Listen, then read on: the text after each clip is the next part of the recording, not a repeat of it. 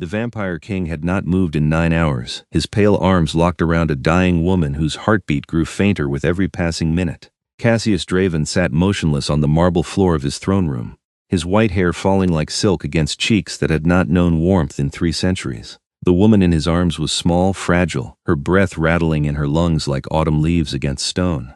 Blood soaked through her clothing, dark and wet, staining his silver tunic, but he did not seem to notice or care. His crimson eyes remained fixed on her face, studying every shallow rise and fall of her chest as though he could will her to keep breathing through sheer force of attention. Around him, his guards shifted restlessly. They were ancient creatures themselves, pale and elegant in their ceremonial armor, but even they grew uneasy watching their king hold vigil over a human who should mean nothing to him. "Your Majesty," Varek said carefully, his voice low and respectful. He was the captain of the royal guard, 200 years old and loyal to his bones. "You must rest. It has been nearly a full night. Let us take her to the healing chambers. The physicians can know." Cassius's voice was soft but absolute. He did not look up. His thumb moved against the woman's wrist, feeling for her pulse, counting the weak throbs beneath cooling skin. "No one touches her. My lord, you have not fed, you have not moved. Your strength is irrelevant." The king's eyes flickered up and Varek fell silent immediately. There was something in that crimson gaze that went beyond royal authority. Something raw and almost human, which was perhaps the most unsettling thing of all. "Leave us." The guards exchanged uncertain glances. None of them moved. "She is dying, Your Majesty," said another voice, gentler this time. Isolde, one of the few female warriors in his personal retinue, stepped forward. Her white hair was braided in intricate patterns, and her expression held genuine concern. "If she is to have any chance of survival, we must act now. The venom is spreading through her system. She needs— I know what she needs." Cassius's jaw tightened. His arms drew the woman closer, cradling her against his chest with a tenderness that seemed at odds with the predator he was. "And I know what will happen if I give it to her. Do you think I am ignorant of my own nature, Isolde? Then let the physicians try their human medicines. Let us human medicines cannot save her from a vampire's bite." His voice dropped to barely a whisper. Not when the bite was meant to kill. Silence fell over the throne room like snow. The great vaulted ceiling stretched above them, painted with scenes of conquest and glory from ages past. Torches burned in their sconces, casting flickering shadows across walls hung with tapestries depicting the Draven bloodline's 3,000-year reign. It was a room built for power, for majesty, for the cold beauty of immortal rule. It was not a place where a king should sit on the floor holding a dying human as though she were made of starlight. The woman stirred slightly in his arms, a small sound of pain escaping her lips. Cassius went rigid, every muscle in his body tensing, his head bowed over hers, white hair falling forward to curtain them both. "Please," he breathed, and no one in that room had ever heard their king say that word before. "Please hold on." Her name was Diana Norton, and 3 days ago she had been a graduate student with a normal life, normal problems, and absolutely no idea that vampires were real. She had been walking home from the university library at midnight, her backpack heavy with books about Renaissance art history, her mind full of footnotes and thesis arguments. The street had been empty, the lamps casting pools of yellow light across wet pavement. It had rained earlier, and the air smelled clean and cold. She had not seen the man step out of the alley, had not had time to scream before his hand clamped over her mouth and dragged her backward into darkness. What happened next came in flashes, fractured memories that her mind could not quite hold. The alley, his face above hers, beautiful and terrible, with eyes that glowed like embers, the sharp tearing pain in her throat, the taste of copper flooding her mouth, the sensation of her life draining away, pulled out of her in long, greedy swallows. She should have died there, would have died there, if not for the shadow that had descended like vengeance. She remembered the sound first. A roar that seemed to shake the walls of the alley, ancient and terrible. Then the weight on top of her was gone, ripped away with inhuman strength. She had crumpled to the ground, her hand pressed uselessly to her torn throat, and through dimming vision she had seen him. Tall and terrible, white-haired and white-skinned, dressed in clothes that looked like they belonged in a period drama. He had moved like liquid violence, and the vampire who had attacked her had not stood a chance. There had been no fight, really. Just execution, swift and brutal, and then silence. The white-haired man had turned to her, and she had seen his eyes. Red as blood, red as rubies, red as the sunset she thought she would never see again. He had knelt beside her, his face expressionless, and she had waited for him to finish what the other had started. Instead, he had gathered her into his arms as carefully as if she were made of glass. "You will not die tonight," he had said, and his voice had been like music and thunder combined. "I will not allow it." Then the world had gone dark and she had known nothing else until now. Now, awareness came slowly, dragging her up from depths that felt infinite. Everything hurt. Her throat was on fire, her veins burned like acid, and her chest felt crushed beneath an impossible weight. She tried to breathe and managed only a thin, wheezing gasp. "Diana." The voice came from somewhere close, urgent and low. "Diana, if you can hear me, you must fight.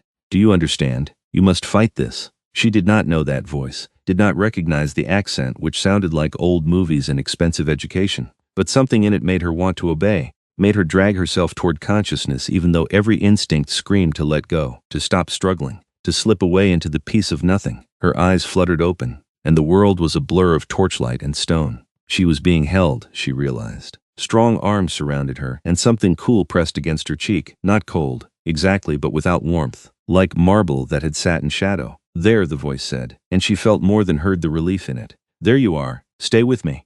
Just a little longer." She managed to focus her vision, and found herself staring up into the most beautiful face she had ever seen. He looked like a painting, like something Renaissance masters had tried and failed to capture, because human hands could not quite render such perfect proportion, such flawless symmetry. His skin was pale as moonlight, his features sharp and elegant, all high cheekbones and strong jaw. His hair fell around his shoulders in waves of pure white, not the white of age, but something lustrous and strange like silk spun from starlight. And his eyes were red. Deep, brilliant red, the color of arterial blood, and they looked at her with an intensity that should have frightened her but somehow did not. "You," she managed to whisper, and even that small word sent pain lancing through her throat. "Do not speak." His thumb brushed her cheek, a gesture so gentle it seemed impossible from a creature like him. "Save your strength. You saved me." "I did." His jaw tightened. "But I may not have been fast enough. The venom is in your bloodstream. Your body is trying to fight it." But he stopped, and for a moment something like anguish crossed his perfect features. "I do not know if you will survive this venom," she repeated weakly. Her mind felt sluggish, her thoughts moving through mud. He was a vampire, yes. The man holding her did not look away from her face. "A rogue who broke our most sacred law. He has been dealt with, and you?" Even through the pain and confusion, she could put the pieces together. The pale skin, the red eyes, the impossible beauty and inhuman grace. "You're the same as he was, yes." He paused. "But I am also your only chance at survival should you choose to take it." She did not understand, but before she could ask, another voice interrupted. "Your Majesty, please." A woman stepped into Diana's limited field of vision, pale and beautiful like him, with white hair elaborately braided. "You cannot continue like this. It has been hours. You need to feed, to rest. Let us take her." "No one touches her," the man holding Diana said again, and his voice carried such authority that the woman actually stepped back. "I will not say it again, Your Majesty." The words filtered through Diana's fading consciousness. Your Majesty, he was a king. This beautiful, terrifying creature holding her so carefully was a king, and she was dying in his arms, and nothing about this made any sense at all. "I don't understand," she breathed. His attention snapped back to her immediately. "What do you need? Water? Are you cold? Tell me, why?" She had to pause, had to drag air into her failing lungs. "Why do you care?" The question seemed to strike him silent. For a long moment he simply stared at her, and something shifted in those crimson eyes. Something vulnerable and almost lost. "I do not know," he said finally quietly. "But I do." The hours bled together. Diana faded in and out of consciousness, and every time she surfaced he was still there, still holding her, still watching her with those impossible eyes. She learned his name during one of her lucid moments. Cassius. King Cassius Draven, ruler of the vampire territories of the eastern seaboard, sovereign of the Midnight Court, bearer of titles that stretched back to the Roman Empire. He told her this in a low voice, speaking to keep her focused, to keep her fighting. He told her about his palace, which existed in a space beneath the city, hidden by old magic and older money. He told her about his people, the strict laws that governed them, the delicate balance between the vampire world and the human one that existed parallel to it. "We are not supposed to kill humans," he said, his thumb still tracing absent patterns on her wrist, measuring her pulse. "Not without cause, not without sanction. It is our most fundamental law, written in blood 3,000 years ago when my ancestor Darius the Elder united the vampire clans. We feed, yes, but carefully. We take only what we need, and we never drain a human to death. Those who break this law face immediate execution." "He broke the law," Diana whispered. "The one who attacked me." "Yes." Cassius's expression went cold. He was young, barely 50 years turned, reckless and stupid, and convinced that modern times meant old laws did not apply. "I have been hunting him for weeks. 3 other humans dead before you, all drained and discarded like garbage. When I heard the commotion in that alley," his arms tightened slightly around her, "I was almost too late." "But you weren't." She tried to smile, though it felt more like a grimace. I'm still here, barely. The word came out harsh, almost angry, but she could sense the fear beneath it. Your heart is slowing, Diana. The venom is toxic to humans, meant to paralyze prey before feeding. In small doses mixed with saliva during controlled feeding, it creates euphoria. But in large amounts injected with killing intent, he shook his head. Your immune system is tearing itself apart trying to fight it. You need a hospital. Human medicines I cannot provide. But if I let you go, you think I'll tell someone, she finished weakly. About all this? No. He looked down at her, and his expression was unreadable. I think you will die in transit and I will not be there to hold you when it happens, and that is unacceptable to me. The rawness in his voice startled her. This was a king, an ancient predator, a creature who had lived for centuries and commanded absolute power. He should not sound like that, should not look at her like she was something precious and irreplaceable. Why? She asked again, because she needed to understand. Why does it matter? You don't know me. Cassius was quiet for a long time. Around them his guards had finally retreated to the edges of the throne room, giving them space but not leaving entirely. The torches burned low, and Diana thought dimly that it must be nearing dawn.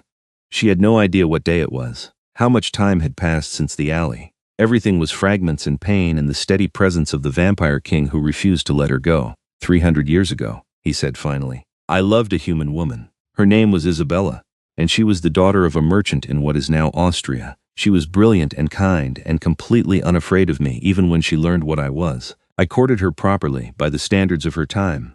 I asked her father for permission to wed her, though I was a vampire king and could have simply taken her. I wanted to do it right, to honor her. Diana listened, mesmerized by his voice, by the sadness that crept into it. Her father agreed. We were married in secret in a ceremony that blended her faith and my traditions. For 5 years we were happy.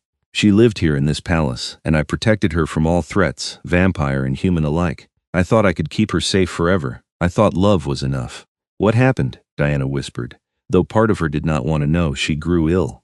His thumb had stopped moving on her wrist. He held very still now, as if carved from stone. A human sickness, something simple that should not have been fatal. But the physicians could not cure her, and his voice cracked slightly. I could not save her. I watched her die over the course of 3 weeks, helpless, while she begged me not to turn her into what I was. She wanted to die human, to go to her God with her soul intact. And I honored that wish because I loved her. Cassius, Diana breathed. I held her as she died, just like this. And when her heart finally stopped, I laid her body in the tomb I had prepared, and I swore I would never love a human again, that I would never allow myself to care, because the pain of losing her was worse than any torture I had endured in 3 centuries of existence. He finally looked down at Diana again, and his eyes were bright with something that might have been tears if vampires could cry. And yet here I am, holding you, a stranger whose name I learned only because I heard her attackers snarl it. Here I am, unable to let go, unable to watch you die because something in me recognizes you, knows you, wants you to live with an intensity that terrifies me. Diana stared up at him, her fading mind struggling to process this confession. That's not possible. We just met, I know. His laugh was bitter and sad. Believe me, I know it makes no sense. And yet I have not moved in 9 hours because I cannot bear the thought of not being the last thing you see if you die. Because some part of me, the part that is still capable of feeling despite centuries of careful numbness, has decided that you matter, that you are worth saving, that losing you would break something in me I did not know could still break. She wanted to respond, to tell him something comforting or wise, but her vision was darkening again. Her heart felt slow and thick in her chest, stuttering unevenly. She tried to breathe and could not seem to get enough air. Diana, his voice sharpened with alarm. Diana, stay with me, she managed. But I'm so tired, I know you are. He shifted her in his arms, bringing her closer to his chest, and she could feel him trembling, an ancient vampire king trembling. But you must hold on a little longer, please, just a little longer. For what? She whispered. The pain was fading now, which she suspected was a very bad sign. Everything felt distant and soft, like she was wrapped in cotton. What are you waiting for? I do not know. And that admission seemed to cost him everything. I am waiting for something, some sign, some miracle. I am waiting because giving up on you feels impossible. I am waiting because he stopped, went very still. His head snapped up, crimson eyes focusing on something Diana could not see. What is it? One of the guards asked, stepping forward. Your Majesty, the sun is rising, Cassius said slowly. It is dawn. Yes, my lord, you should retreat to your chambers. The windows, she is still alive, he interrupted, and there was wonder in his voice now. Diana, she made it through the night. Diana did not understand the significance of that, but she could feel the change in him, the sudden surge of something like hope, fierce and bright. My lord, that does not necessarily mean. If she survived the first night, her body is fighting the venom. She has a chance. He looked down at Diana and his expression was transformed. You have a chance, do you hear me? You are going to survive this. She wanted to believe him, wanted to share that hope, but she was so tired and everything hurt, and the darkness at the edges of her vision kept creeping closer. Rest now, Cassius said softly, his face still close to hers. I will not leave you, I promise. When you wake, I will still be here. It should not have mattered. The promise of a vampire king should not have been comforting. But somehow it was, and Diana let herself slip under again, trusting that when she surfaced, those crimson eyes would be waiting. Cassius did not rest. Despite the sun rising over the world above, despite the exhaustion that came from hours of stillness and worry, despite the concerned urgings of his guards and advisors, he remained exactly where he was. He had meant what he said. He would not leave her, could not. Varric approached carefully, his posture respectful but concerned. Your Majesty, the council is requesting an audience. They have heard about the human in your arms. They want answers. They can wait, Cassius said flatly. With respect, my lord, they cannot. You are the king. You have responsibilities. The realm does not stop because I choose to save a human life? Cassius's gaze flicked up, sharp and dangerous. Is that what you were going to say, old friend? Varric had the grace to look uncomfortable. You know I mean no disrespect, but you must understand how this appears. You have not left this spot in 10 hours. You hold a human woman as if she is more precious than your crown. The court is talking. They remember Isabella. They fear you are making the same mistake. It is not their place to fear for me. It is their place to serve you, which means ensuring you do not destroy yourself over a mortal who will die whether you hold her or not. The words were harsh, but Cassius knew Varric spoke from loyalty, from centuries of friendship. It did not make them easier to hear. She is not dying, he said firmly. She survived the night. That means something. It means she is strong. But strength alone may not be enough. Then I will make it enough. Cassius looked back down at Diana's face, pale and peaceful in unconsciousness. I will do whatever it takes. Isolde joined Varric, her expression thoughtful. There is one option you have not considered, your Majesty. One way to save her definitively. Cassius's jaw tightened. No, you have not let me finish. I know what you are going to suggest, and the answer is no. I will not turn her. Why not? Isolde spread her hands. She is dying because of vampire venom. The only guaranteed cure is to complete the transformation. Give her your blood, drain her to the edge of death, and let her be reborn. She would survive. She would be saved. She would be damned. Cassius's voice went low and dangerous. Do you think I do not know the cost of immortality? The hunger, the isolation, the slow erosion of humanity. Isabella begged me not to make her into what I am, and I honored that choice. I will honor Diana's choice as well. Diana cannot choose. She is unconscious, which is precisely why I will not do it. He shifted her carefully in his arms, adjusting her position so her head rested more comfortably against his shoulder.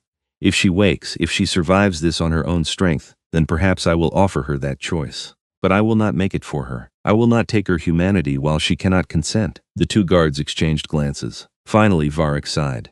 You are a more honorable man than most give you credit for, my king. I hope she appreciates that, should she live to learn of it. I do not do this for her appreciation. Cassius ran his fingers gently through Diana's hair, brushing it back from her clammy forehead. I do this because it is right, because she deserves to live or die on her own terms, not mine. They left him alone after that, retreating to give their king the space he seemed to need. The throne room fell quiet except for the soft sound of Diana's breathing, thin and ragged but present. Cassius counted every breath, measured every heartbeat, and refused to acknowledge the fear that coiled in his chest like a living thing. Hours passed. The sun traveled its arc above the hidden palace, unseen but felt by every vampire who sheltered in the darkness below. Cassius's own strength waned as time stretched on. He had not fed in too long, had expended enormous energy in killing the rogue vampire, and the stress of maintaining his vigil without rest was taking its toll. His limbs felt heavy, his thoughts slow. But he did not move. Midday came and went. Diana's condition did not change. She remained unconscious, her body locked in battle with the poison slowly spreading through her veins. Cassius found himself talking to her sometimes, speaking in low tones about nothing important. He told her about the palace, about the artwork he had collected over centuries, about his favorite pieces in the gallery. He told her about places he had traveled, cities that existed before she was born, wonders she had never seen. He told her about himself in ways he had not spoken to anyone since Isabella died. About the loneliness of immortality, the weight of kingship, the strange empty feeling that came from watching centuries pass while remaining unchanged. He told her about the night he was turned 300 years ago by a vampire lord who saw potential in a dying soldier on a battlefield. He told her about the pain of transformation and the decades it took to accept what he had become.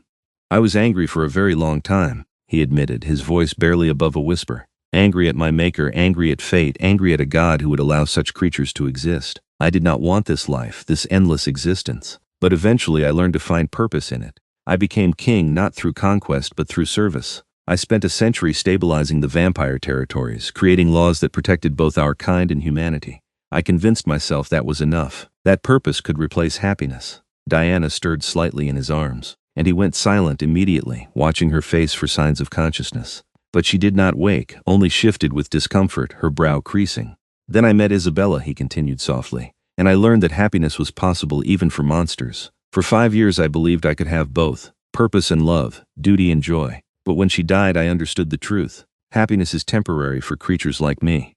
The humans we love wither and fade while we remain, and every connection we make is just another wound waiting to happen. He paused, his thumb resuming its gentle movement against her wrist, checking her pulse.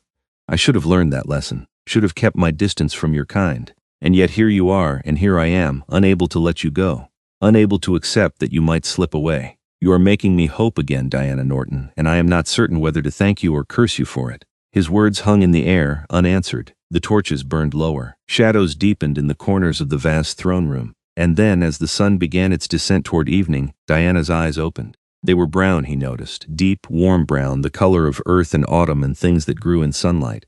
They blinked slowly, confused and unfocused, and then gradually sharpened as they found his face.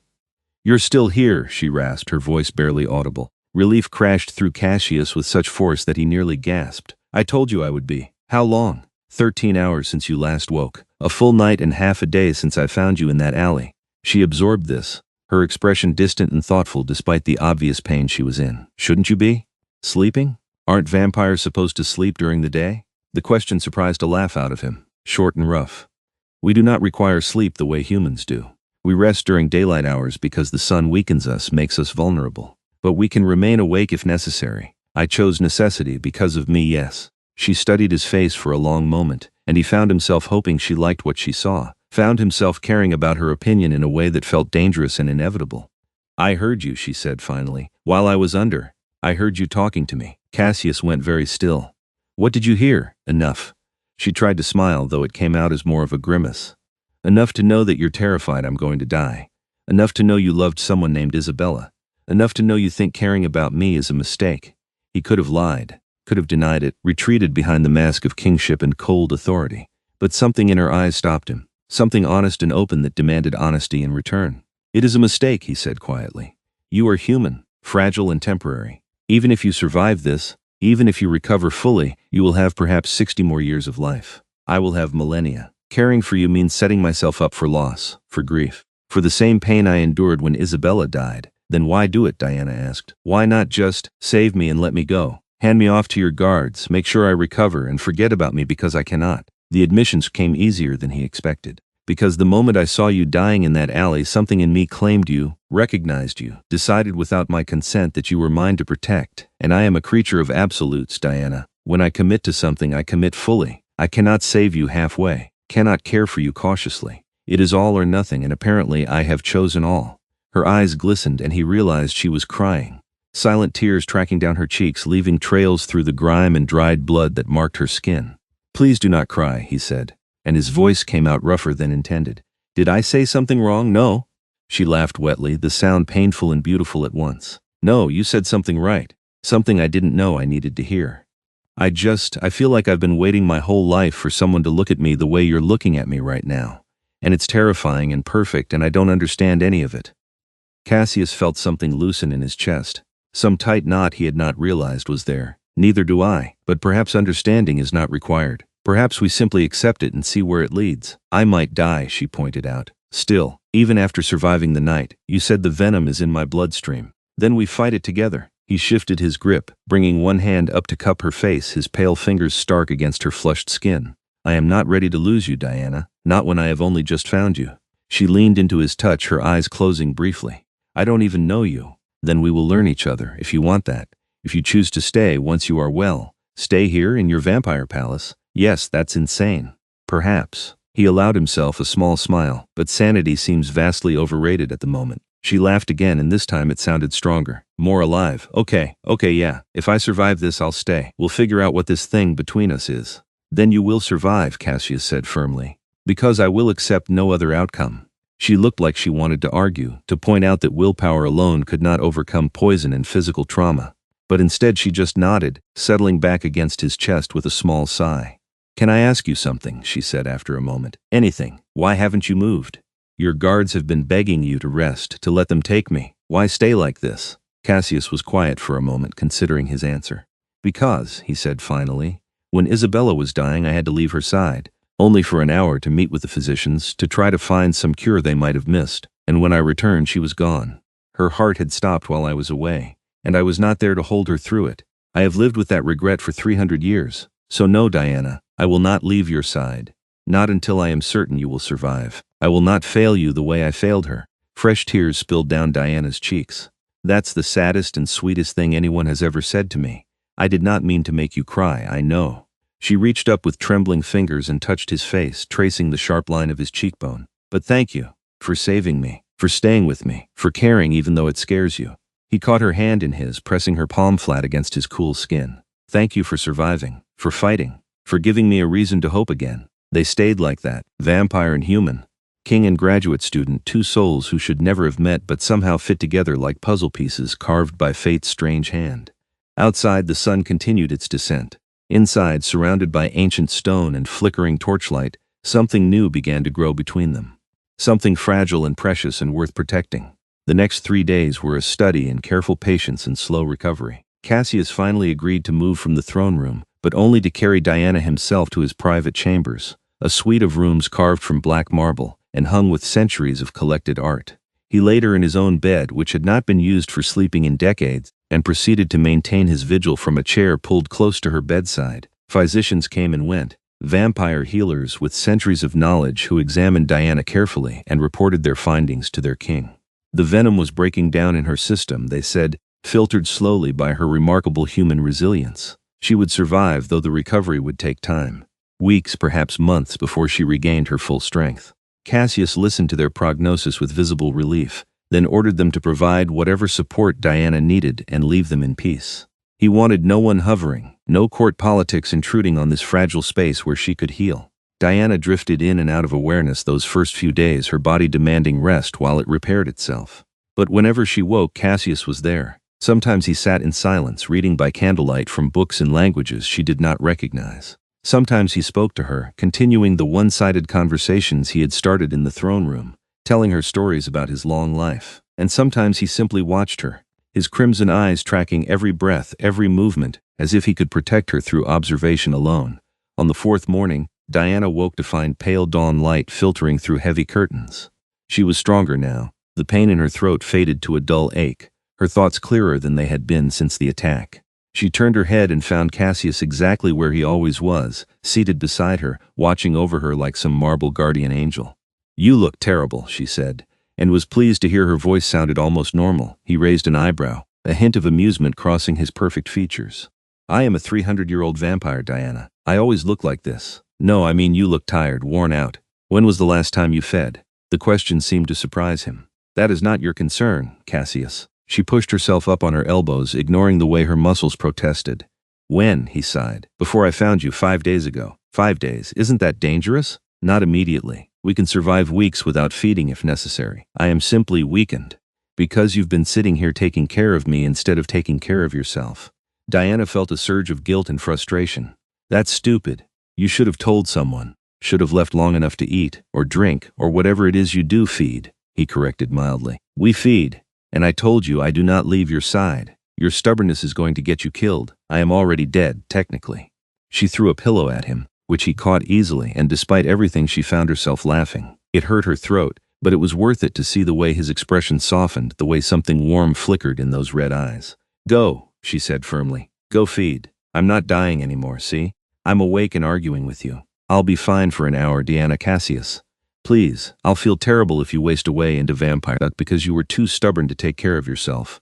We do not turn to dust, that is a myth. Whatever. Go. I'm ordering you. He actually smiled at that, showing a hint of fang. You are ordering me? A king? Yes, as someone you care about, I'm pulling rank. Go feed before I get out of this bed and drag you to the kitchen or blood bank or wherever it is you keep your food. There is no blood bank.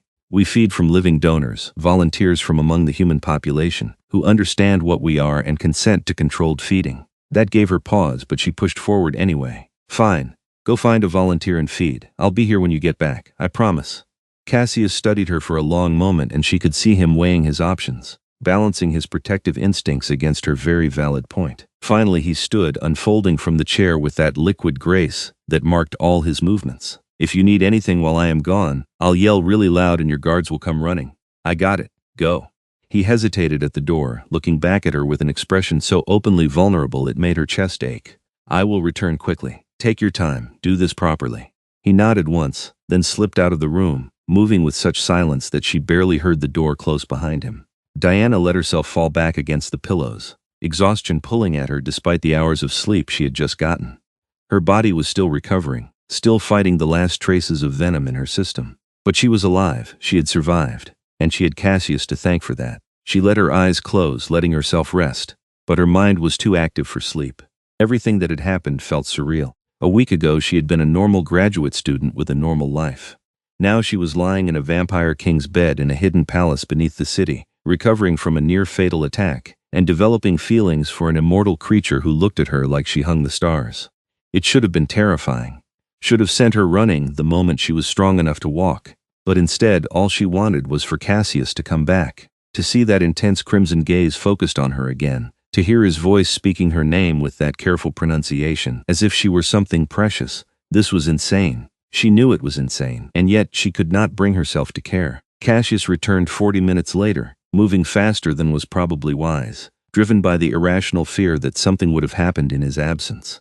But Diana was exactly where he had left her, propped up in his bed, looking significantly less pale than before. She smiled when she saw him, and something in his chest eased. Better? She asked. Yes. He settled back into his chair, pulling it even closer this time. Thank you for insisting. Someone has to look out for you, apparently. Your guards are terrible at it. My guards know better than to tell their king what to do. Well, I don't, so get used to it. She yawned, covering her mouth with one hand. How does the feeding thing work anyway? You said volunteers? Cassius nodded. We have arrangements with certain humans who understand our nature and provide blood willingly. It is safe for them if done properly.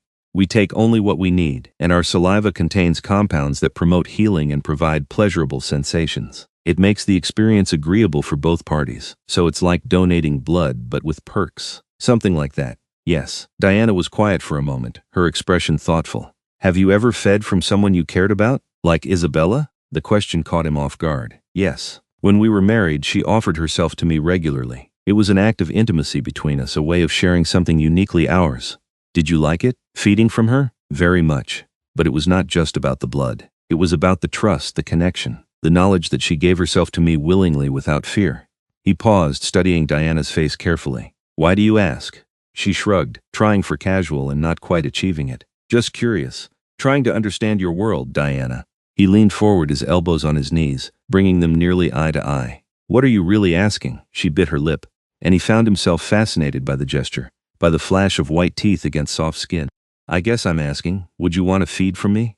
Eventually, when I'm healed. Cassius went very still. The idea had occurred to him, of course. Had tormented him, actually, ever since he first held her in his arms and smelled the richness of her blood beneath her skin.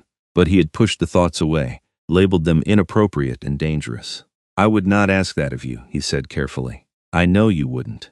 But that's not what I asked. I asked if you wanted to. He held her gaze, knowing she would see the truth in his eyes. Yes, God help me, yes. The idea of tasting you, of experiencing that intimacy with you, it appeals to me more than is probably wise. But I will not pressure you. That choice must be entirely yours, made freely and without obligation. What if I want to? Diana's voice was soft but steady. What if I want to share that with you once I'm better? Would that be okay? His throat felt tight, an odd sensation for a creature who did not need to breathe. More than okay, it would be an honor. She smiled, looking pleased and a little shy. Then we'll add it to the list of things to figure out, along with what exactly we are to each other, and how a relationship between a vampire king and a graduate student is supposed to work, and whether I'm going to have to drop out of school to live in a secret palace. You do not have to drop out of anything, Cassius said quickly. If you choose to stay here, we will make arrangements. You can continue your studies. I will not ask you to give up your life. But I'd have to give up some things, my apartment probably, my normal schedule, the ability to tell my friends and family where I'm actually living. Yes, he would not lie to her about that. Being connected to my world requires secrecy. It requires sacrifices. I would understand if that is too much to ask. Diana reached out and took his hand, her warm fingers lacing through his cool ones. Let me worry about that. Right now I'm just focusing on healing, on getting strong enough to make real decisions, and on spending time with you, learning who you are when you're not terrified I'm going to die in your arms, a reasonable plan. I'm very reasonable, she said solemnly, then ruined it by yawning again. Even when I'm exhausted and living in a vampire palace. Very reasonable. Sleep, he urged gently, squeezing her hand. Your body needs rest to finish healing. Will you stay? Always. She settled back into the pillows, her hand still clasped in his, and let her eyes drift closed. Cassius watched her breathing even out, watched the tension fade from her features as she slipped into sleep. And he allowed himself, for the first time in days, to believe that this might actually work. That she might truly survive, might truly choose to stay, might truly want to build something with him despite all the impossible complications. Hope was a dangerous thing for a vampire. But Diana Norton made him want to be dangerous. The days turned into weeks, and Diana's recovery progressed steadily. She grew stronger, able to walk the corridors of Cassius's palace without exhaustion, able to stay awake for full days without collapsing back into bed. The Vampire King remained her constant companion, showing her his world with obvious pride. The palace was breathtaking. Built in the caverns beneath the city centuries ago, it combined medieval architecture with modern convenience in ways that should have clashed but somehow worked. Vast halls lit by chandelier and lead in equal measure. A library that held thousands of books, some so old they predated the printing press. Art galleries showcasing pieces from every era of human history, collected by Cassius over his long life. Training rooms where vampire warriors practiced ancient combat forms. Throne rooms and audience chambers and private quarters, all connected by corridors of black marble veined with silver. Diana walked through it all with wide eyes, asking endless questions that Cassius answered patiently. She learned about vampire society, its hierarchies and customs and laws. She learned about the relationship between vampires and humans, the careful balance that kept both worlds separate but aware. She learned about Cassius himself, his hopes and fears, and the weight of responsibility he carried as king. And through it all, their connection deepened. What had begun as an impossible attraction born in crisis became something more substantial. Friendship, certainly. Trust, definitely. And beneath it all, a growing romantic tension that neither of them quite knew how to address. Cassius was unfailingly respectful. He never touched her without permission, never pushed for more than she seemed ready to give. But Diana could see the hunger in his eyes sometimes, the way he looked at her when he thought she was not paying attention. It was not just physical hunger, though she suspected that was part of it. It was a deeper need, a longing for connection that 300 years of immortality had not fully extinguished. She wanted to give him that. Wanted to close the distance between them and see what happened. But she was still technically recovering, still adjusting to this strange new reality, and some part of her hesitated. The breakthrough came on a quiet evening 3 weeks after the attack. Diana was curled up in one of the library's comfortable chairs, reading a book about Renaissance painting that Cassius had recommended. He sat across from her, working through correspondence, signing documents in flowing script that looked like art in itself. It was domestic and peaceful, and Diana found herself smiling at the simple contentment of it. "What are you thinking about?" Cassius asked, looking up from his papers. "This," she said honestly. "Use, how comfortable this feels. Like we've been doing it for years instead of weeks." He set down his pen, giving her his full attention. "Does that trouble you?" "No, maybe it should, but it doesn't. I feel safe with you. Happy. More myself than I've been in a long time. Which is weird considering I'm living in a vampire palace and my life has been completely upended. I am glad." He paused, seeming to choose his words carefully. "You have become essential to me, Diana. I want you to know that. Whatever you choose going forward, whether you decide to stay permanently or eventually return to your old life, you have changed something in me. Reminded me what it feels like to care for someone, to want things beyond duty and responsibility." Diana set her book aside and stood, crossing the space between them. Cassius watched her approach with an intensity that made her breath catch, but he did not move, did not reach for her, waiting always for her to choose. She knelt beside his chair and took his hand, holding it between both of hers. "I'm not going back to my old life. I've decided. I want to stay here with you. I want to see where this goes." His eyes closed briefly, and when they opened again they were blazing with emotion. "You are certain? You understand what you would be giving up?" "I understand that I'd be gaining more than I'd be losing. A purpose. A place, a person who looks at me like I matter more than anything in the world. She lifted his hand to her lips and pressed a soft kiss to his knuckles. I've never had that before. Never had anyone fight for me the way you fought.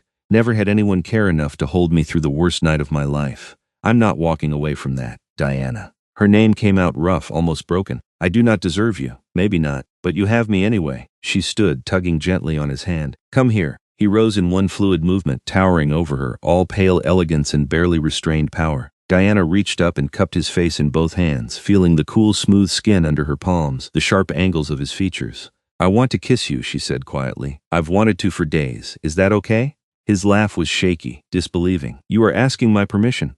Yes, because consent matters, and I won't assume just because you've been taking care of me that you want. He kissed her before she could finish the sentence, bending down to capture her mouth with his in a gesture that managed to be both desperate and gentle. Diana made a surprised sound that melted into a sigh, her arms coming up to wrap around his neck, pulling him closer. The kiss was unlike anything she had experienced before. Cool lips moving against hers with careful precision, a hint of something dangerous beneath the tenderness. When his tongue traced the seam of her mouth, asking permission, she granted it immediately, and the kiss deepened into something that stole her breath and made her knees weak. Cassius's arms came around her, holding her against him, and she could feel the tremor that ran through his body. Control, she realized. He was holding himself in check, being careful with her, despite clearly wanting more. She pulled back enough to speak, though she kept her arms around his neck. You're not going to hurt me. You can stop being quite so careful. You are still healing. I'm fine. Better than fine. She stretched up on her toes and kissed him again, putting her own hunger into it. I want this, want you. Stop treating me like I'm made of glass. That seemed to break something in him. The kiss turned fierce, claiming, and she felt herself lifted off her feet as he pulled her against him. She gasped into his mouth and he swallowed the sound. One hand tangling in her hair while the other pressed against the small of her back. When they finally broke apart, both breathing hard despite only one of them actually needing air, Cassius rested his forehead against hers. I have wanted to do that since the moment you opened your eyes in my arms. Why didn't you? Because you were dying. Because you were vulnerable. Because I needed you to choose this freely without feeling obligated because I saved your life. I don't feel obligated. Diana ran her fingers through his white hair, marveling at its softness. I feel grateful and safe and cared for, and about a dozen other things. But mostly I feel like I found something I didn't know I was missing. Like you're the answer to a question I've been asking my whole life without knowing it. I know the feeling. He kissed her again, softer this time. You are the reason I am glad I survived my own transformation. Because it means I lived long enough to find you. They stayed in the library for hours after that, talking and kissing and learning each other in ways that had nothing to do with life and death, and everything to do with connection. Diana learned that Cassius laughed more easily than she expected, that he had a subtle sense of humor beneath his regal bearing. She learned that he loved music from every era, that he could play the piano like a virtuoso, that he collected things not for their value but for the memories they held. He learned that she talked with her hands when she was excited, that she had a tendency to make terrible puns, that she dreamed of someday teaching art history at a university. He learned that she was brave but not fearless, kind but not naive, and that she had a stubborn streak a mile wide when it came to things she cared about. You know, Diana said as they sat together on one of the library's couches, her head on his shoulder and his arm around her waist, I still have to figure out the practical stuff, like what I'm going to tell my friends and family. They're going to notice I've disappeared. We can craft a cover story, Cassius said. Perhaps you received a research grant that requires you to travel, or an internship at a private collection, both of which would be lies, necessary ones. I cannot have you reveal our existence to the human world. The laws are absolute on that point. Diana sighed. I know. I understand why. It just feels wrong to lie to people I care about. Would you prefer to tell them the truth? That you were attacked by a vampire, saved by a vampire king, and have decided to live in a hidden palace beneath the city while dating said vampire king? She laughed despite herself. When you put it like that, it does sound insane. Precisely. So we lie kindly and carefully to protect them and ourselves. It is not ideal, but it is necessary. I can do that. She tilted her head to look up at him. What about my education? I was serious about wanting to finish my degree. Then you shall. I will arrange for you to continue your studies. Private tutors if necessary, or we can work with your university to create an independent study program. Whatever you need, Diana. I meant what I said. I will not ask you to give up your dreams. Even if those dreams take me away from here sometimes, even then. His arm tightened around her slightly. Though I confess I will not enjoy your absence. I have grown rather attached to having you near. I'm pretty attached to being near you too, she admitted. This is probably the part where I should be worried about codependency or moving too fast. But honestly, after almost dying, I think I've earned the right to just embrace what makes me happy. A wise philosophy. They lapsed into comfortable silence, the kind that only comes when two people are entirely at ease with each other. Diana felt herself drifting, exhaustion finally catching up with her. She had done more today than any day since the attack, and her body was reminding her that she was still recovering. Cassius must have noticed because he shifted slightly. You should rest. Let me take you back to your chambers. Your chambers, she corrected sleepily. I've been sleeping in your bed, remember?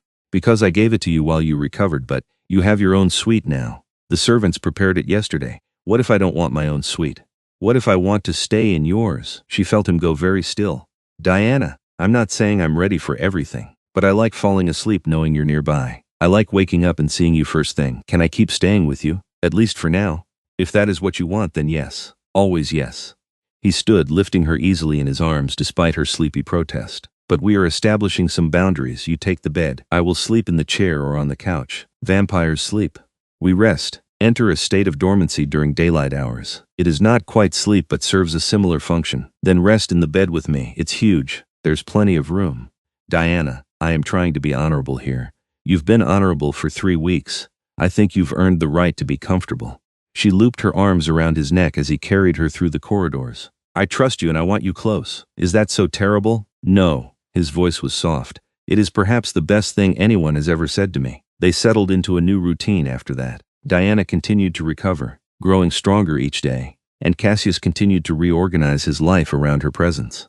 He taught her about vampire culture, introduced her to trusted members of his court, and showed her the business of ruling his territory. She was surprised by how much of it resembled normal politics, disputes to mediate, resources to allocate, alliances to maintain. Just with vampires instead of humans. She also began to meet some of the humans who lived in or around the palace. Volunteers who provided blood for feeding, artists and craftspeople who worked for the vampire court, even a few human scholars who studied vampire history with the same academic rigor Diana applied to Renaissance art.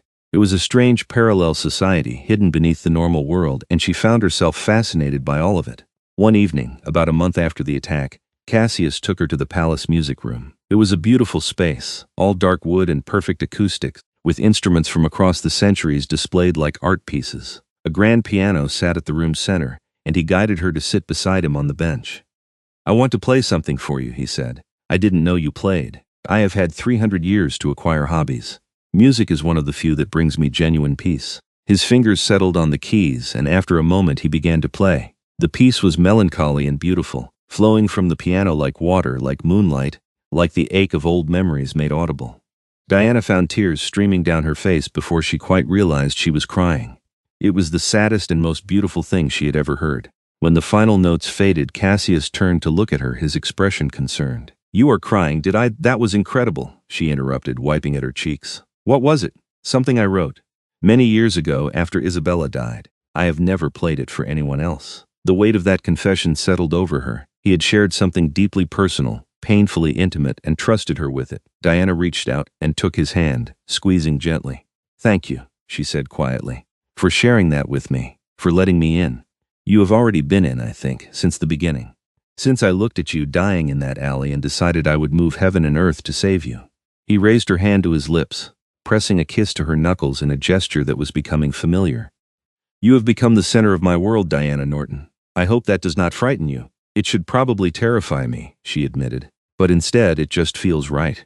Like this is where I'm supposed to be, then stay. It was not quite a question, not quite a command. An invitation offered with his whole heart. Not just for now, not just until you finish healing. Stay with me, build a life here. Let me love you the way I loved Isabella.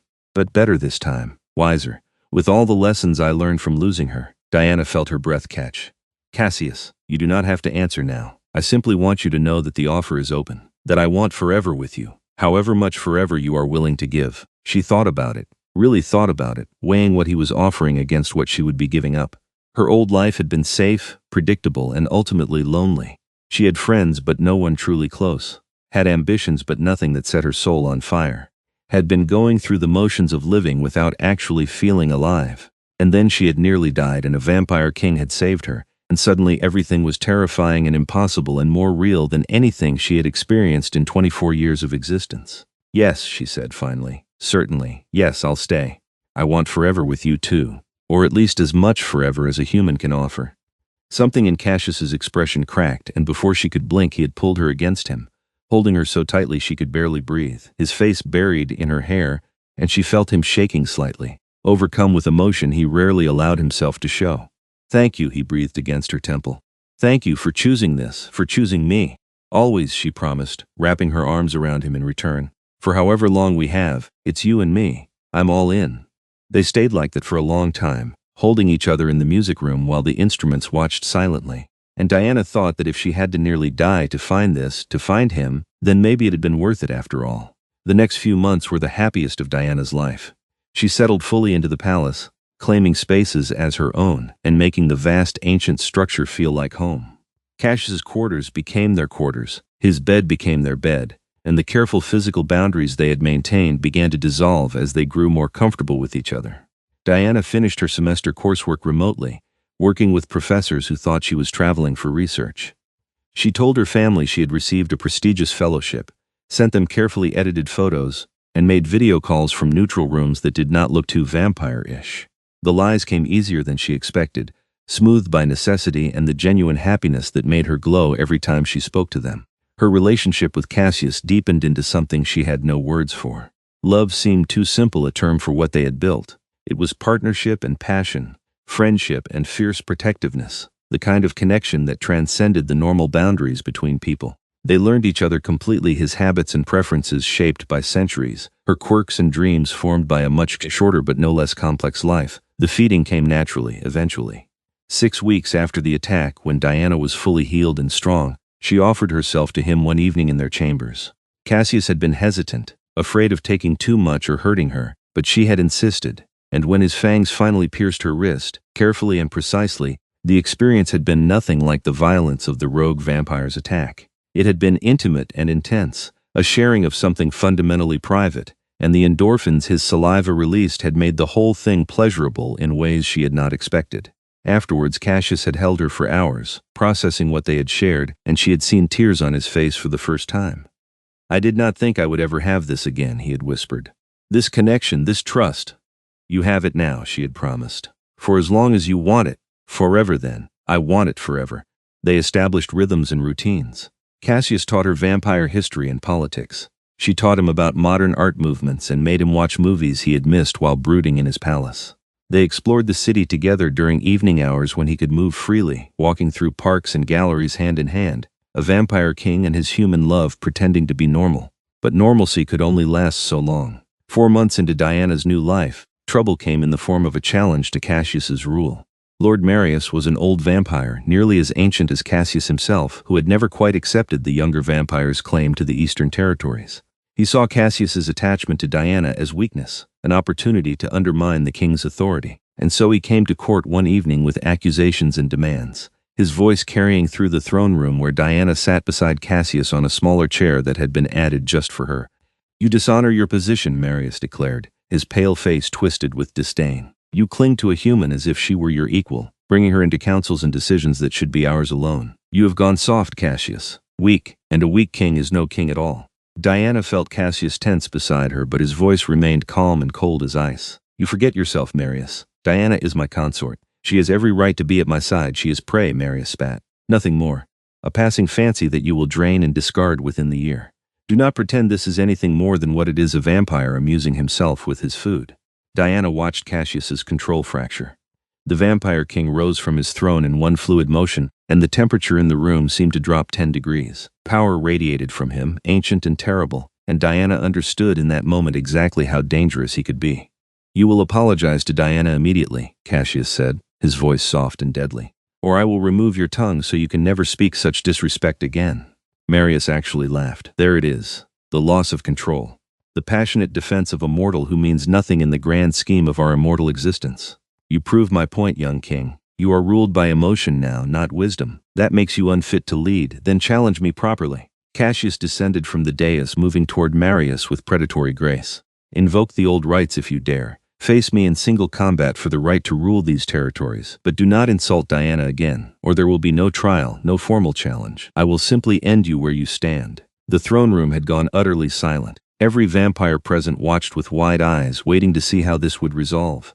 Diana wanted to intervene to calm the situation somehow, but she knew instinctively that this was not her place. This was vampire business, vampire politics, and she had to trust Cassius to handle it. Marius seemed to realize he had pushed too far. He inclined his head slightly, though his expression remained defiant. "I meant no disrespect to your companion. I merely question whether a king can rule effectively while distracted by mortal concerns. My connection to Diana makes me a better king, not a worse one," Cassius said coldly. "She reminds me why we have laws protecting humans, why we maintain the balance between our worlds. She gives me perspective that centuries of isolation had eroded. So no, Marius, I am not weakened by loving her, I am strengthened by it." The words rang through the throne room like a bell. Cassius had never said he loved her quite so publicly before, had never claimed her so completely in front of his entire court. Diana felt her eyes sting with sudden tears. Marius looked like he wanted to argue further but clearly thought better of it.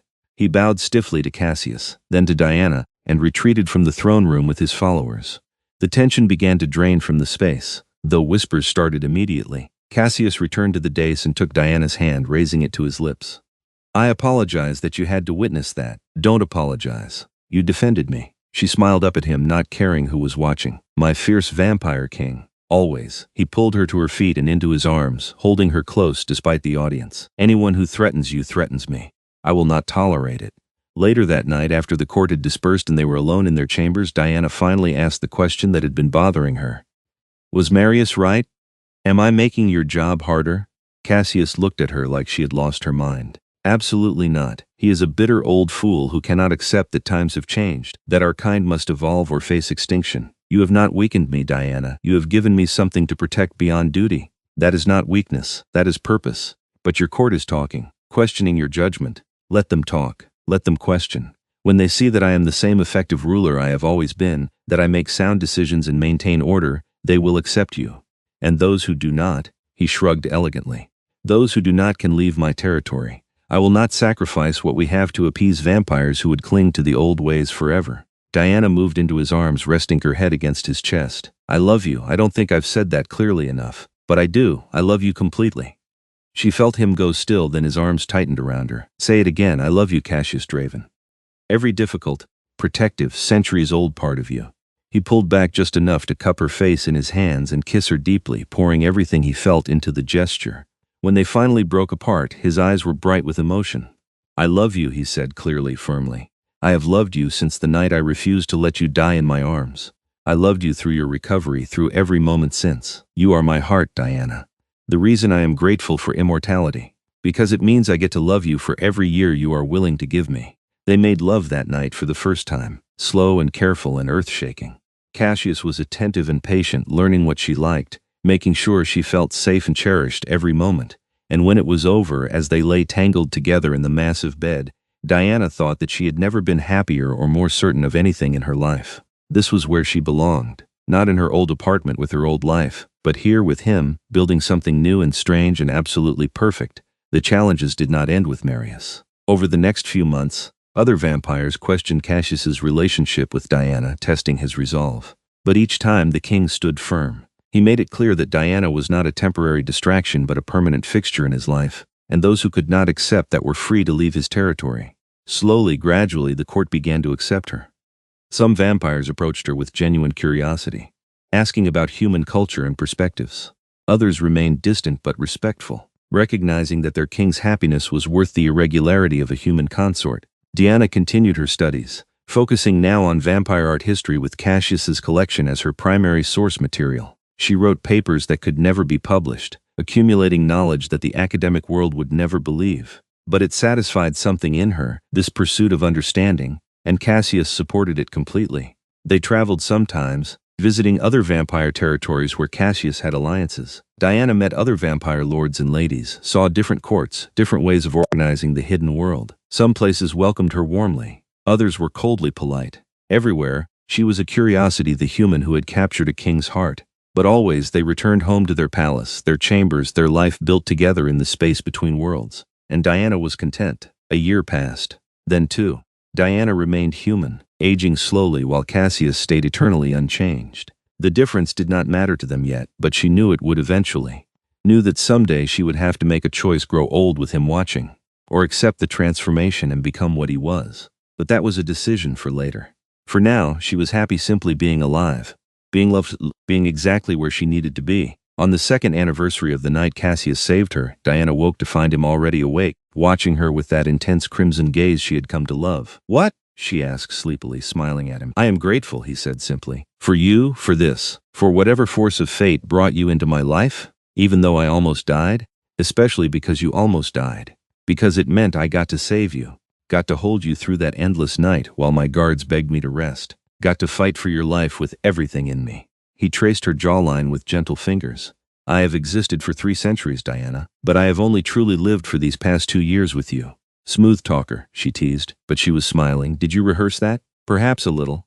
I wanted to say it right." She leaned in and kissed him softly. "You always say things right, even when you're not trying." "Will you do something for me today?" he asked as they broke apart. "Depends on what it is." He reached into the drawer of the bedside table and pulled out a small velvet box. Diana's heart stuttered as he opened it, revealing a ring antique and beautiful, with a ruby the same color as his eyes set in intricate silver. "This was Isabella's," he said quietly. "Her wedding ring. I have kept it for 300 years, unable to give it to anyone else because it felt wrong to offer something so precious to someone who did not deserve it. But you deserve it, Diana. You deserve every beautiful thing I can give you." "Cassius." Her eyes were already filling with tears. "I cannot offer you a traditional marriage. The laws are complicated and human authorities would never understand. But in the ways that matter, in the ways that count, I am asking you to be my wife, to bind yourself to me completely for however long we have. Will you marry me, Diana Norton?" She did not have to think about it. "Yes, God, yes. 1,000 times yes." He slipped the ring onto her finger, and it fit perfectly, as if it had been made for her. Then he kissed her again, deep and claiming, sealing the promise they were making to each other. They were married a week later in a ceremony that blended human traditions and vampire customs. The throne room was filled with witnesses from both worlds, vampires who had learned to respect their king's choice, and a small handful of humans Diana trusted enough to share the truth with. Her family was not there, which hurt, but she understood the necessity. Some secrets had to be kept, even from those you loved. Varek officiated, speaking words in an ancient language Diana did not understand but felt in her bones. She and Cassius exchanged vows in English, promises of devotion and protection and eternal love. When Cassius kissed her at the ceremony's end, sealing their bond, the assembled witnesses erupted in applause that echoed off the throne room's vaulted ceiling. The reception lasted until dawn, a strange mix of human celebration and vampire formality. Diana danced with her new husband, laughed with the few friends she had made in court, and felt more joyful than she had imagined possible. As the sun began to rise and the vampires retreated to their chambers, Cassius carried Diana to their rooms with traditional ceremony. He laid her on the bed carefully, reverently, and looked at her with such love that she felt her breath catch. "My wife," he said wonderingly, "my Diana, I will spend every night of eternity making sure you never regret this choice." "I already know I won't," she said, pulling him down to her. "This is exactly where I'm supposed to be, with you, forever." They made love as husband and wife, sealing their bond in the most intimate way possible, and afterward, as Diana drifted to sleep in Cassius's arms with dawn light creeping around the heavy curtains, she thought about how strange life was, how a random attack in a dark alley had led her here, to happiness she had not known to dream of. She thought about the vampire king who had held her unconscious body all night while his guards begged him to rest.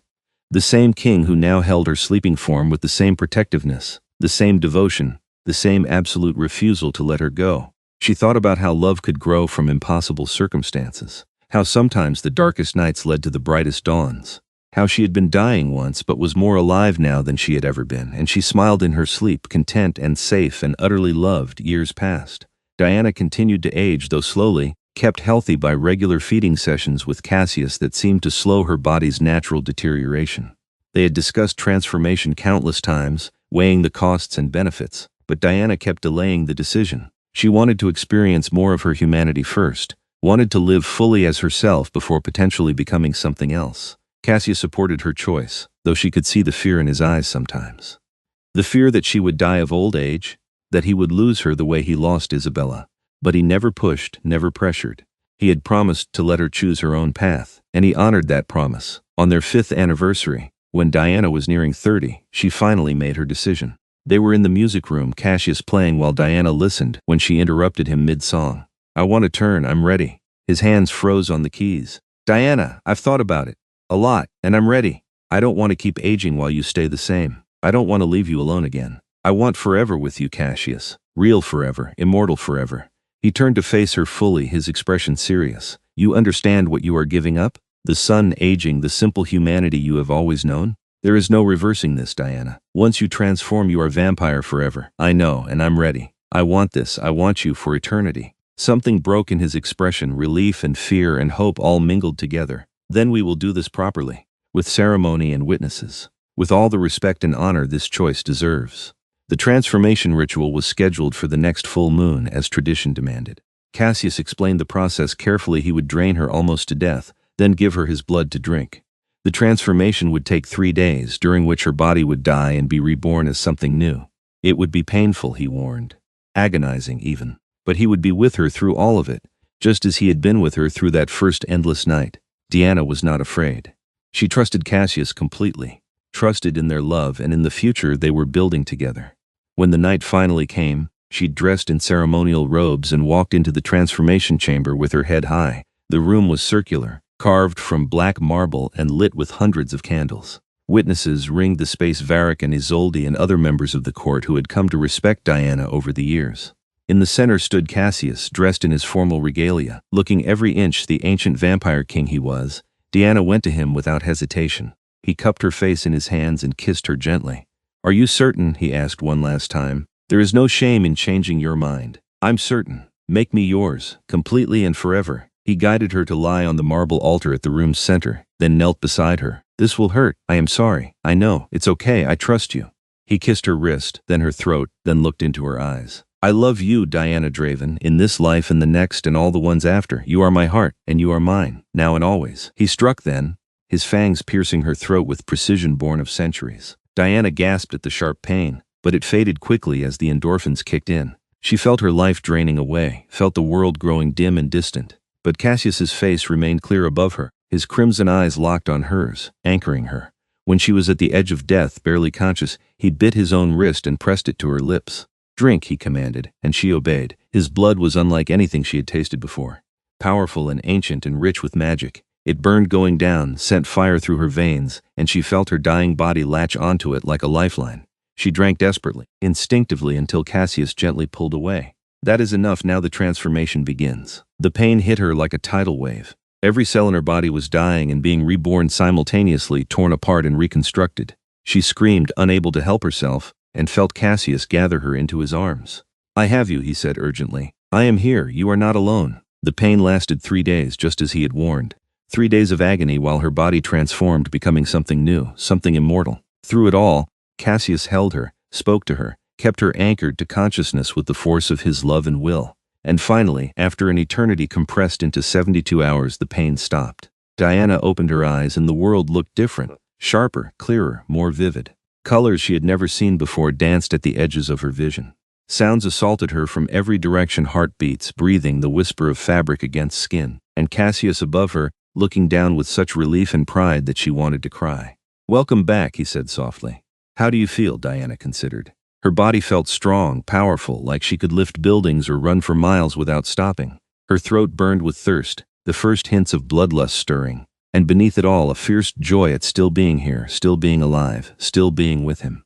I feel incredible, she breathed. Is this how you always feel, more or less? The thirst will ease once you feed. The heightened senses will become normal with time. But yes, this is vampire existence. She sat up carefully, testing her new body. Everything responded instantly, perfectly.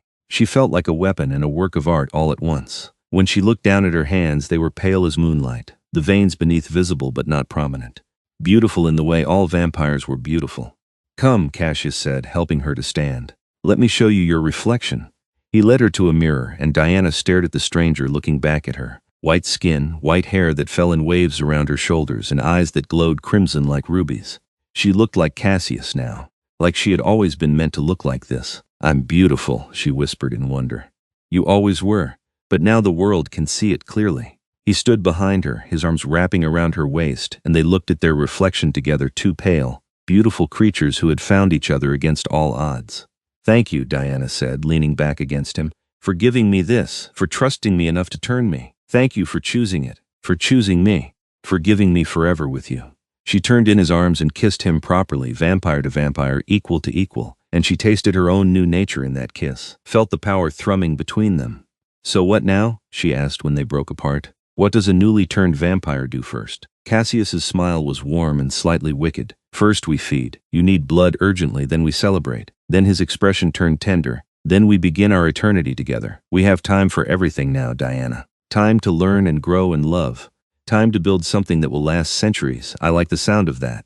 They left the transformation chamber hand in hand, Vampire King and his Vampire Queen, ready to face whatever came next. The court bowed as they passed, acknowledging Diana's new status. She was no longer human, no longer an outsider. She was one of them now, immortal and powerful and forever bound to their world. But more than that, she was Cassius's equal in ways she had not been before. His wife, his companion, his partner in ruling and in life. They would face the centuries together, side by side, building the future brick by brick. Diana thought back to that terrified graduate student in the alley, bleeding out while a vampire drained her life. She thought about the Vampire King, who had appeared like vengeance and mercy combined. About being held all night while unconscious, while that same king refused to leave her side no matter how his guards begged him to rest. She thought about how far she had come, from dying to living, from human to vampire, from alone to infinitely loved, and she smiled, fierce and bright and full of joy.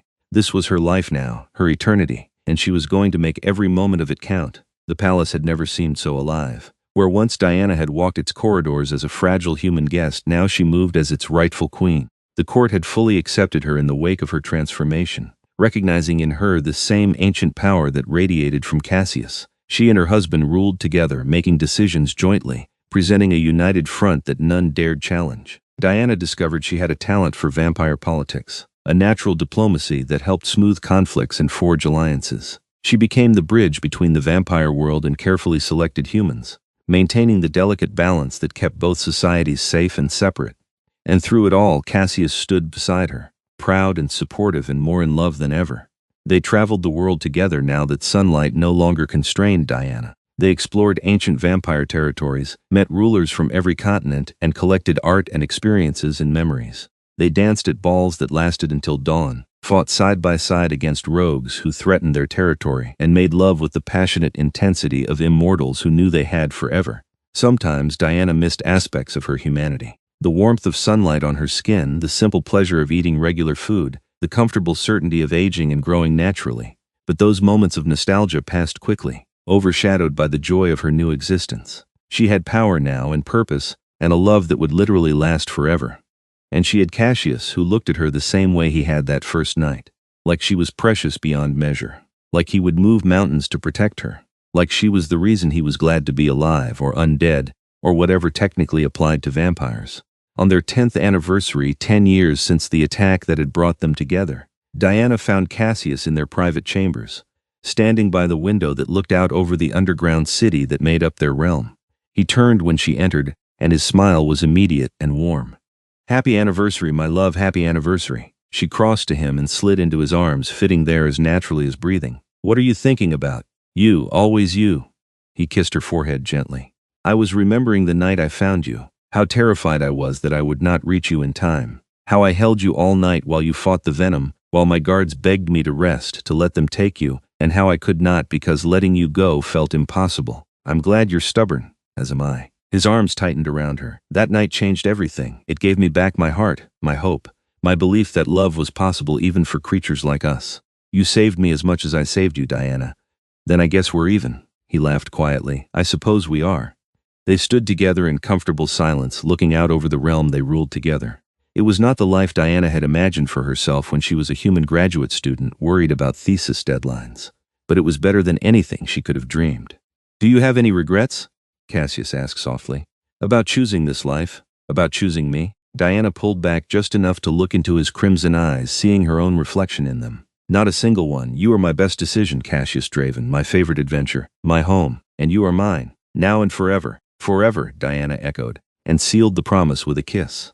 Outside their window, the underground city glittered with life, vampires and humans coexisting in the delicate balance they had worked so hard to maintain. Inside their chambers, two immortals held each other close, grateful for the strange twist of fate that had brought them together and the love that had made them both whole. The vampire king and his queen. The man who had refused to let her die, and the woman who had given him reason to truly live. Together they had built something beautiful out of tragedy, something eternal out of a single desperate night, and they had forever to make it even better. The end had become the beginning. The night that almost destroyed Diana had given her everything, and as she stood in Cassius's arms, immortal and powerful and infinitely loved, she knew with absolute certainty that she would not change a single moment of their story. This was where she belonged, this was home, this was love, and it was perfect.